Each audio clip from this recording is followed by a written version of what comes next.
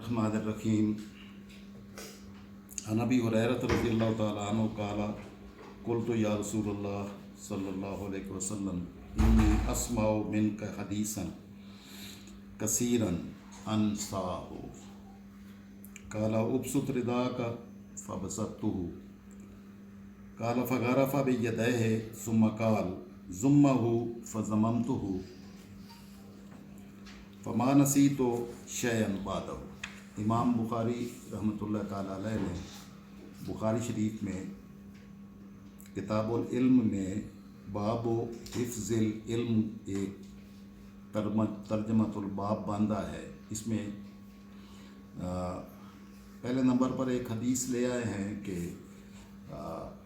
ताजदार कायनात सल्लल्लाहु अलैहि वसल्लम से सहाबा कराम इल्म हासिल करते और इल्म हासिल करने का ज़रिया जो है वो बराह रास्त सीखना भी है, उस्ताद शेख से सीखना है। इसी तरह किताब से इल्म हासिल किया जाता है और भी दीगर बहुत सारे ज़राए हैं हुसूल इल्म के और इल्म याद करने के, इल्म लेने के। सैयदना अबू हुरैरा रज़ियल्लाहु ताला अन्हु आपको मालूम है कि कसीरुर रिवाया हैं, यानी कसरत के साथ आपने अहादीस मुबारका बयान फरमाई हैं। तो पहली हदीस में जो है वो आप फरमाते हैं कि अगर अल्लाह पाक के कुरान मुक़द्दस में ये दो आयतें मौजूद ना होती तो मैं शायद इतनी अहादीस मुबारका बयान ना करता।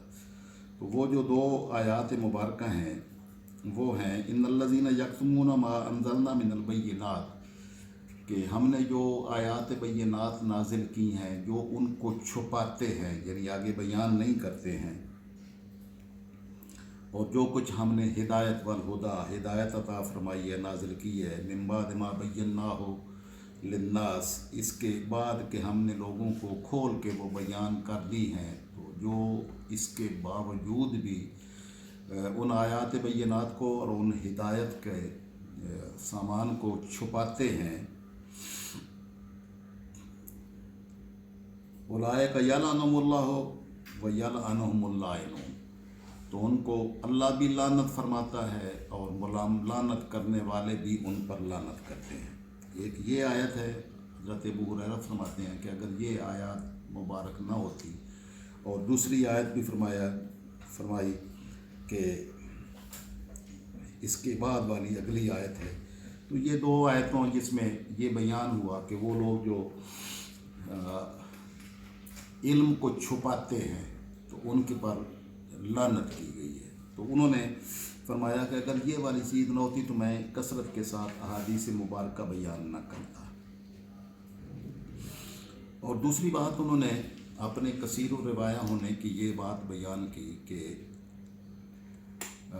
हमारे जो मुहाजिर भाई आए थे वो ताजर पेशा लोग थे, वो बाज़ारों में जाके तिजारत करते, और जो हमारे अंसारी भाई थे उनका ताल्लुक़ जो है ज़राअत पेशा लोगों से था। तो वो ज़राअत में मशगूल होते और मुहाजिरीन जो है वो तिजारत में मशगूल होते। तो इस मशगूलियत की वजह से उनको ज़्यादा टाइम आका अलैहिस्सलाम की बारगाह में नहीं मिलता था। पीछे आप पढ़ आए हैं कि सैयदना फ़ारूक आज़म रज़ियल्लाहु ताला अन्हु अपने एक पड़ोसी के ज़रिए से आका अलैहिस्सलाम की बारगाह में हिफ्ज़ इल्म के लिए हाज़िर होते।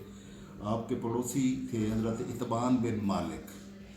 तो वो एक दिन वो आका अलैहिस्सलाम की बारगाह में हाज़िर होते और आप असबाब मईशत की तलाश में काम काज के लिए आप तशरीफ़ ले जाते, और जब शाम को वापस आते जो बारगाह नबी में हाज़िर होते, वो शाम को वो सारे अहवाल अहादीस मुबारका आयात बय्यिनात जो नाज़िल होती वो सारी अपने दूसरे भाई को रात को सुनाते, और अगले दिन फिर दूसरे बंदा जो है ना आका अलैहिस्सलाम की बारगाह में हाज़िर होते। बारी बारी मुकर्रर की हुई थी हज़रत फ़ारूक आज़म ने हज़रत इतबान बिन मालिक के साथ, और इसी तरह बाकी सहाबा कराम का भी यही आलम था, क्योंकि वो मईशत का एहतमाम करना भी ज़रूरी है।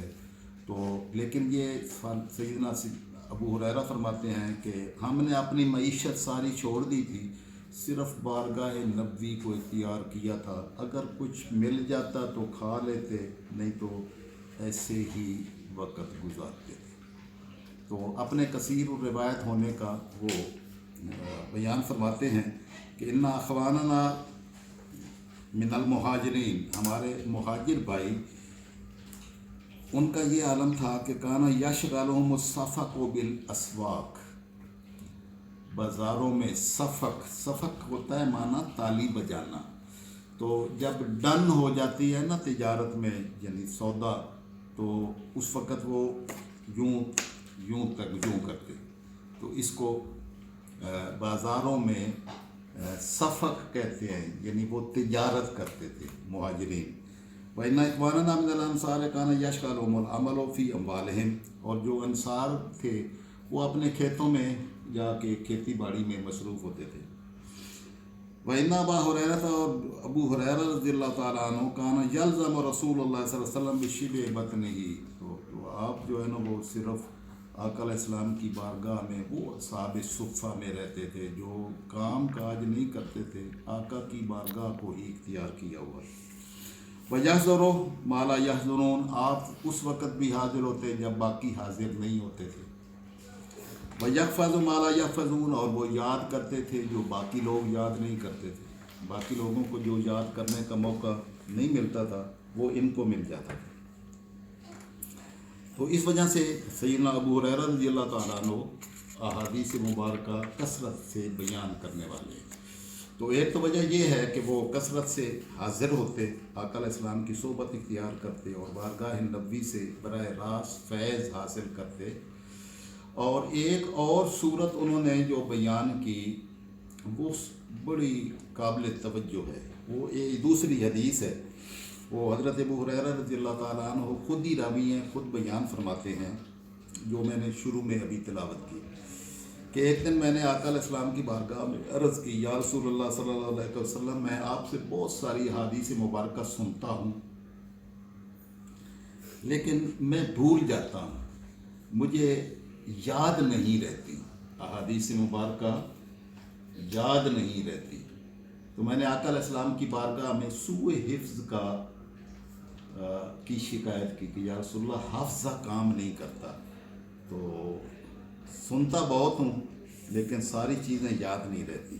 تو تاجدار کائنات صلی اللہ علیہ وسلم نے جو علم بانٹنے کے لیے آئے ہیں، تشریف لائے ہیں، تو تاجدار کائنات صلی اللہ علیہ وسلم نے براہ راست دوسرا فیضان عطا فرمایا۔ تو وہ فیضان کیا تھا؟ تو آپ نے فرمایا ابسط ردا کا، ابو ہریرہ اپنی چادر بچھاؤ، فبسطت، تو میں نے اپنی چادر بچھا دی تاجدار کائنات صلی اللہ علیہ وسلم کے حکم کی تعمیل میں۔ تو پھر فرماتے ہیں فغارف بیدیہ، آقا علیہ السلام نے اپنے دونوں ہاتھوں سے بک بھر کے میری چادر میں ڈالا، دونوں ہاتھوں سے بک بھر کے علم کا چادر میں ڈالا۔ ثم قال، پھر فرمایا ضمہ، اب اس چادر کو اٹھا کے اپنے سینے سے لگا لو۔ فضممتہ، پھر میں نے چادر اٹھائی اور اپنے سینے سے لگایا۔ پھر سیدنا ابو ہریرہ فرماتے ہیں فما نسیت شیئا بعدہ، بس وہ دن اور آج کا دن، اس کے بعد پھر میں کوئی بات بھولا نہیں ہوں، جو کچھ میرے آقا نے ارشاد فرمایا سارا یاد کیا۔ تو فیضان اس طرح بھی بٹتا ہے، علم اس طرح بھی بٹتا ہے، علم کتابوں سے بھی آتا ہے، علم اساتذہ سے بھی آتا ہے، علم بارگاہ نبوی کے فیضان سے بک بھر کے بھی دیا جاتا ہے۔ تو اس لیے جو ہے نا یہ ذرائع علم ہے، علم کے ذرائع، تو جس کو بھی بارگاہ نبوت سے اپنا تعلق نصیب ہو جائے، لائن جڑ جائے، تو صحابہ کرام رضوان اللہ علیہم اجمعین بھی علم کے خزانے ہیں۔ سید الانبیاء تو علم کا خزانہ ہیں ہی، آپ کی نسبت رکھنے والے تمام صحابہ کرام علم کے خزانے ہیں، اور صحابہ کرام سے نسبت رکھنے والے جس کو بھی اہل بیت اطہار سے نسبت نصیب ہوئی ان کو بھی خزانے اسی طرح میسر آئے۔ پھر آگے شیوخ، اساتذہ کرام، محدثین، مفسرین، اولیاء، صالحین، یہ سارے علم کے خزانے، علم بانٹنے والے لوگ تھے۔ तो गोया सोबत से भी इल्म नसीब होता है, औलिया की सोबत निस्बत से भी नसीब होता है, सहाबा कराम की निस्बत से नसीब होता है, और सारी निस्बतें जाके बारगाह नबुव्वत पर ख़त्म होती हैं। तो आका अलैहिस्सलाम की बारगाह अनवर की निस्बत जिसको नसीब हो, असल इल्म उन्हें ही नसीब होता है। तो जिसने भी इल्म को जिसको तलाश हो तो उसको निस्बत रसूल सल्लल्लाहु ताला वसल्लम को हासिल करना लाजिम है। और सैयदना अबू हुरैरा रज़ियल्लाहु ताला अन्हु ने इस पर मोहर लगाई कि जिसने भी इल्म हासिल करना है तो बारगाह नबूवत से ही उसको इल्म नसीब होगा। और उसके तरीके मुख्तलिफ हैं, तो जिस जिस तरीके से किसी को फैज़ान नबवी नसीब हो वही हिदायत पर कायम रह सकता है। अल्लाह रब्बुल इज़्ज़त हम सबको हिदायत के सरचश्मा सैयदुल अंबिया खातमुन नबिय्यीन सल्लल्लाहु अलैहि वसल्लम की ज़ात गिरामी और कलाम मुक़द्दस जो अल्लाह की वही पर मुश्तमिल है, ये सारा नसीब बारगाह नबुव्वत से ही हुआ है। तो जिसको भी इल्म नाफ़े चाहिए, जिसको भी इल्म की खैरात चाहिए, तो उसको सारे मालिकुल मुल्क की बारगाह से आने वाले इल्म के ख़जाने भी बारगाह नबवी से ही मुयस्सर आते हैं। और हर उस बंदे से निस्बत जिसकी निस्बत ताइदार कायनात सल्लल्लाहु अलैहि वसल्लम की बारगाह के साथ हो, उन्हीं को ख़जाना इल्म नाफ़े नसीब होता है। अल्लाह ताला हमें बारगाह नबूवत से अपना ताल्लुक़ उस्तवार करने की और निस्बत को कायम रखने की तौफ़ीक़ नसीब फरमाए। वस्सलामु अलैकुम व रहमतुल्लाह।